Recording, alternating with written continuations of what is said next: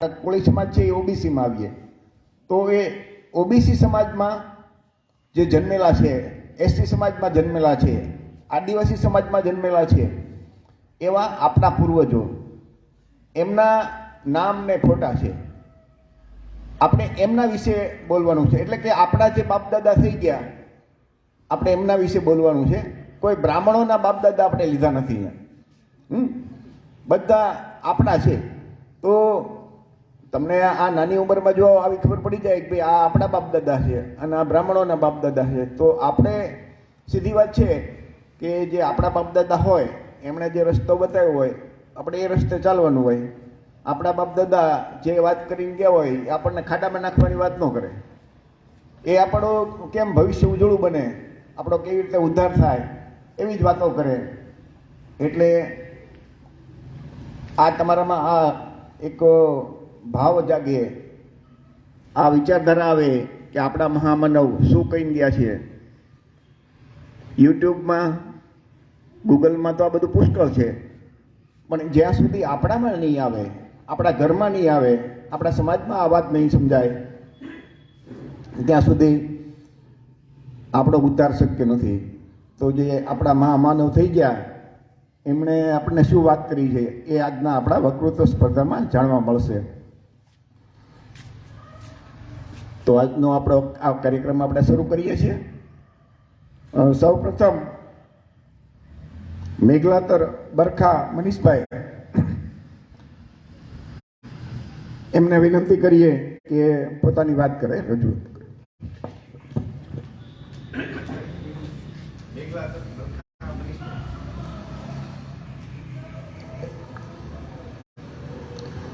અહીં ઉપસ્થિત તમામ નિર્ણાયકશ્રીઓ, મહેમાનો તથા શિક્ષણની સાથે વિકાસ ઉડાન ભરનાર તમામ તેજસ્વી છાત્રોને બરખા મેઘલાતરના શત શત વંદન. હું ધોરણ 10 માં अभ्यास करूँ છું. मस्जिद की मौलाना को महिला देखा है, मंदिर की पंडित को महिला देखा है, क्या कभी आपने चर्च की पादरी को महिला देखा है? नहीं देखा ना, तो मैं आपको बताती हूँ. डीसी, कलेक्टर, प्रधानमंत्री, वड़ा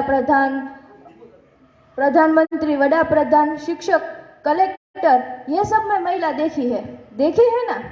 तो मैं यही बताना चाहती हूँ कि जो अधिकार आपको धर्म नहीं देता वो अधिकार मेरे भीम ने बनाए हुए संविधान आपको देते हैं. यूं तो पूजते हैं लोग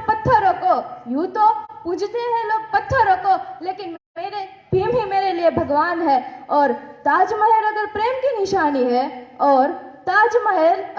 की निशानी है तो 14 अप्रैल भी एक सिंह की कहानी है.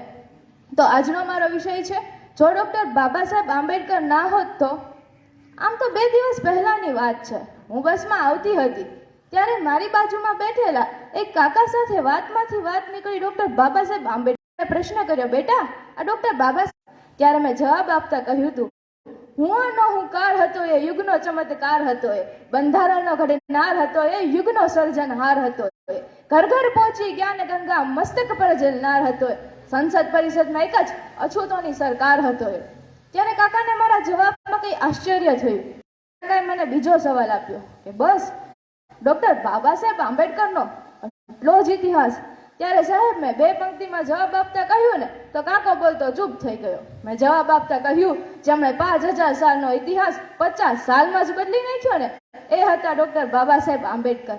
આમ ભારત ઘડવૈયા, અછૂતોના તારણહાર, મહિલા શ્રેષ્ઠ અર્થશાસ્ત્રી, SSC, HSC, BA, MA, PhD, LLD, DSc અને ડિલીટ જેટલી સતત 12 ડિગ્રીઓના ભીમાસા, the untouchable, the Buddha and હિઝમ, ધ થોટ ઓન પાકિસ્તાન જેવા શ્રેષ્ઠ પુસ્તકો લખનાર, કાયદાના પ્રકાર અને પંડિત ભારત રત્ન વિશ્વ વિભૂતિ ડોક્ટર બાબા સાહેબ આંબેડકરનો જન્મ 1891 એપ્રિલની 14મી રાત્રિએ માતા ભીમાબાઈ અને રામજી સખપાલનું જો 14મું સંતાન હોય ને તો બીજું કોઈ નહીં, the symbol of the knowledge doctor Babasaheb Ambedkar.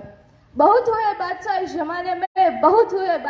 जमाने में, लेकिन बादशाह के बादशाह बाबा साहेब थे, अरे लोग तो इंसानों को गुलाम बनाकर बादशाह बने थे, लेकिन गुलाम को इंसान बनाने वाले मेरे बाबा साहेब थे. આમ બાબા સાહેબની વાત કરીએ ને તો તેમને અસ્પૃશ્યતાના કડવા અનુભવ નાનપણથી જ થયા છે. તેમને શાળાએ અલગ બેસવા માટે ઘરેથી કંતાન લઈને જવું પડતું હતું. તે પોતાના હાથે નળની ચકલી પણ ચાલુ કરી શકતા નહોતા. આમ કહી શકાય કે તાવીજ કે જનોઈ પહેરી કોઈ આ જગતમાં ઉતર્યું નથી. તાવીજ કે જનોઈ પહેરી કોઈ આ જગતમાં ઉતર્યું નથી તો પછી ઉતરતું નથી. આમ 1914 સભાની સ્થાપના કરી. તેનો ધ્યેય શિક્ષિત બનો, સંગઠિત બનો, સંઘર્ષ કરો. આપ સૌ જાણો છો આપણા જીવનમાં શિક્ષણનું કેટલું મહત્વ છે. શિક્ષણથી જ તે ઉત્તમ વિચારો અને માણસનું જીવન બદલાઈ જાય છે. ભગવાન બુદ્ધ કહેતા હતા કે એક ઉત્તમ વિચાર માણસને ઉન્નતિ તરફ લઈ જાય છે અને એક ખરા વિચાર માણસને અધોગતિ તરફ લઈ જાય છે. जो मुश्किलों से लड़ जाते हैं वही सफलता पाते हैं, जो मुश्किलों से लड़ जाते हैं वही सफलता पाते हैं, जो पथ पर हटते नहीं वही महामानव कहलाते हैं. આવા મહામાનવે 1927માં મહાડ ગામના 14 તળાવનું સત્યાગ્રહ કર્યું ત્યારે કદાચ એમના મનમાં પણ પ્રશ્ન થયો છે કે હે વિશ્વના વૈજ્ઞાનિકો, તમે પહોંચ્યા ધરતીથી આસમાન, તમે કાના પહોંચ્યા જળના જીવ સુધી. આમ અનેક લોકોના સત્યાગ્રહથી અને અનેક લોકોના બલિદાનથી 1947 15મી ઓગસ્ટના રોજ ભારત દેશમાં નવો સૂરજ ઉગ્યો અને 26મી જાન્યુઆરી 1950ના રોજ ભારત દેશનું બંધારણ અમલમાં આવ્યું. તેના તેઓ ખરડા સમિતિના અધ્યક્ષ હતા. कल नुमाइश में मिले चिथड़े पहने हुए, मैंने नाम पूछा, बोला हिंदुस्तान हूँ. सामान कुछ नहीं है, फटे हाल है, लेकिन झोली में उसके संविधान है. कल नुमाइश में मिले चिथड़े पहने हुए, मैंने नाम पूछा, बोला हिंदुस्तान हूँ. सामान कुछ नहीं है, फटे हाल है, लेकिन झोली में उसके संविधान है. આમ બાબા સાહેબ કહેતા હતા કે અસ્પૃશ્યતા હિન્દુ સમાજનું નહીં પણ મારા શરીર પરનું કલંક છે અને તેને હું મિટાવીને જ રહીશ. આજે એ ભૂમિ સંકલ્પ ભૂમિના નામેથી ઓળખાય છે. આજે કહી શકાય કે જો ડોક્ટર બાબા સાહેબ આંબેડકર ના હોત તો, જો ડોક્ટર બાબા સાહેબ આંબેડકર ના હોત તો એસસી અનામત ના હોત, એસટી અનામત ના હોત, ઓબીસી અનામત ના હોત, મત અધિકારનો ઉપયોગ થતો ના હોત અને ખાસ વાત ભારત દેશનું બંધારણ અમલમાં ના આવ્યું હોત. અને મારે કોઈ પાર્ટી સાથે મતલબ નથી પણ આ તો વાત નીકળે ને એટલે કહી દો, જીએસટી અને નોટબંધી વખતે જે સાથ સહકાર નરેન્દ્રભાઈ મોદીને મળ્યો હતો ને, જો એ જ સાથ સહકાર ભારતના બંધારણના ઘડવૈયા ડોક્ટર बाबा साहेब आंबेडकर ने મળ્યો હોત ને તો આજે भारत देश विश्व में सत्ता पर होत. कल गुजर गए वो भीम थे, अछूतों को जगाने वाले भीम थे. हमने तो सिर्फ इतिहास ही पढ़ा है, लेकिन इतिहास को बनाने वाले भी मेरे भीम ही थे. લોકોને એક સંદેશ આપવા માંગુ છું, તો વાંચનનું કરજો. વાંચન કરો તો ભગવદ્ ગીતાનું કરજો, સેવા કરો તો દરિદ્ર નારાયણની કરજો અને જતન કરો તો ભારતીય સંસ્કૃતિનું કરજો અને અવતરણ કરો એક દીકરીનું કરજો. એ દીકરી તમારા જીવનના દરેક મોડ પર જરૂર તમારો સાથ આપશે. બોલો, આનું પાલન કરશો ને? બોલો, જય ભીમ.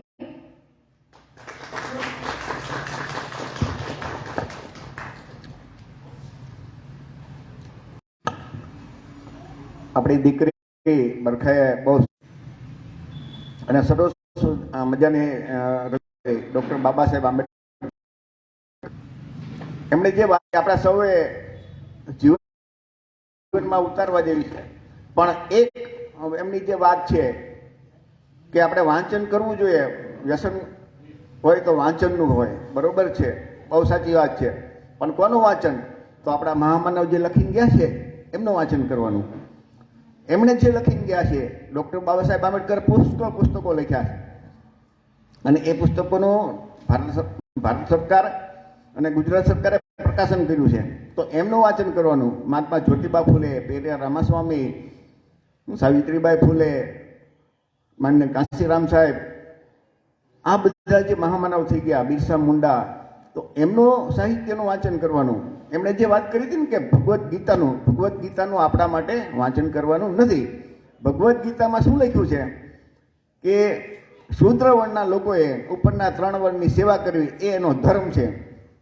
એટલે તો ડૉક્ટર બાબા સાહેબ આંબેડકરે જે 22 પ્રતિજ્ઞા આપી હતી ને, એમાં પહેલી પ્રતિજ્ઞા હતી કે હું બ્રહ્મા, વિષ્ણુ, મહેશને એની પૂજા નહીં કરું. બીજી પ્રતિજ્ઞા હતી કે હું રામ અને કૃષ્ણને ઈશ્વર માનીશ નહીં અને એમની પૂજા નહીં કરું. તો જે કૃષ્ણ ભગવાનના નામે એટલે કે ભગવાનના નામે બ્રાહ્મણ લેખકોએ ભગવદ્ ગીતામાં લખ્યું છે કે શૂદ્ર વર્ણના જે આજના ઓબીસી, એસસી, એસટી છે એમનો ધર્મ એક જ છે કે ઉપરના 3 વર્ણની સેવા કરવી. એટલે એ એક વાક્ય છે, એ તમારે બધા એમાંથી બાદબાકી કરવાની. બાકીની બધીની રજૂઆત બહુ સરસ અને સારી હતી. એટલે એ બેન બરખાઈ પણ ભવિષ્યમાં જ્યારે પણ બોલવા ઊભી થાય ત્યારે ક્યારેય હિન્દુ ધર્મના કે બ્રાહ્મણ ધર્મના એક પણ સાહિત્યનું નામ આપણામાં આવવું જોઈએ, એનું કોઈ ઉદાહરણ પણ આપણામાં ન આવવું જોઈએ. કેમ કે એ સાહિત્ય તો આપણને ગુલામ બનાવ્યા, આપણને અછૂત બનાવ્યા, આપણને શૂદ્ર બનાવ્યા, જાતિ બનાવી, નીચ હલકા વર્ણના નાલાયક બનાવ્યા. તો જે ધર્મશાસ્ત્રોમાં આપણા વિશે આટલું ખરાબ લખેલું હોય એ ધર્મશાસ્ત્રો આપણા કેમ હોય? એવી રીતે ડૉક્ટર બાબા સાહેબ આંબેડકર કે તમે જ્યાં સુધી આ નરકમાં એટલે કે આ હિન્દુ ધર્મમાં પડ્યા રહેશો ત્યાં સુધી તમારો ઉદ્ધાર નહીં થાય. કેમ કે એ ધર્મમાં તો તમે કલેક્ટર થાવ, આઈએસ અધિકારી થાવ, આઈપીએસ અધિકારી થાવ, ડીએસપી થાવ, વકીલ થાવ, ડૉક્ટર થાવ, પણ તમે નીચી જાતિના જ રહેવાના છીએ. તમે રાષ્ટ્રપતિ બની જાઓ તો પણ તમે નીચી જાતિના રહેવાના. કેમ કે હમણાં રામનાથ કોવિંદ વચ્ચે રાષ્ટ્રપતિ હતા, તો ભારતના પ્રથમ નાગરિક, આટલો મોટો હોદ્દો કોઈ નથી ભારતમાં, છતાં એ નીચી જાતિના હલકા વર્ણના હતા. એટલે મંદિરની અંદર એમને પ્રવેશમાંનો હક નહોતો મળ્યો. એવું સમાચાર માધ્યમમાંથી આપણને જાણવા મળ્યું કે એમને પગથિયા ઉપર બેસીને પૂજા કરવી પડી હતી. તો વિચાર કરજો કે આપણે રાષ્ટ્રપતિ આપણા સમાજમાંથી કોઈ બની જાય, જો છતાં એમની એ જાતિ એમની સાથે જોડાયેલી રહેતી હોય અને એ હિન્દુ ધર્મની વર્ણ વ્યવસ્થા અને હિન્દુ ધર્મના એ જે સિદ્ધાંતો છે, તો એ સ્વાભાવિક છે કે ડૉક્ટર બાબા સાહેબ આંબેડકર જેવા વિદ્વાન વ્યક્તિ ક્યારેય આપણને એવું ન કહે. અને એટલે જ ડૉક્ટર બાબા સાહેબે 22 પ્રતિજ્ઞા આપી, અને એ પ્રતિજ્ઞાનું જો આપણે પાલન કરીએ તો આપણે સાચા બાબા સાહેબના અનુયાયી કહેવાય. તો એ ખરેખર બરખાબેન